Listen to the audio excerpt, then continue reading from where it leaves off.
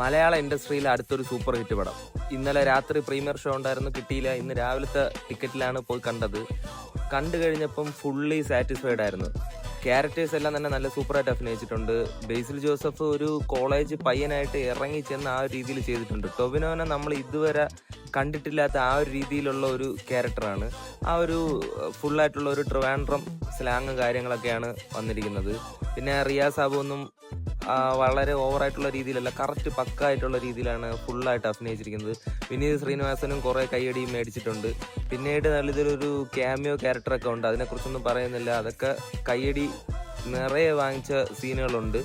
അപ്പം സിനിമ എന്തായാലും പക്ക ഒരു സിനിമയാണ്. നിങ്ങൾക്ക് ധൈര്യമായിട്ട് ടിക്കറ്റ് എടുക്കാം. ഇന്ന് രാവിലത്തെ ശേഷം ടിക്കറ്റ് ബുക്കിംഗ് ഒക്കെ നല്ലതായിട്ട് കൂടിയിട്ടുണ്ട്. എത്രയും പെട്ടെന്ന് തന്നെ ടിക്കറ്റ് എടുത്തോ, പോയി കണ്ടോ. ഒരു കിടിലം പടമാണ്. അടുത്ത ഒരു 100 കോടി ലോഡിംഗ് ആണ്.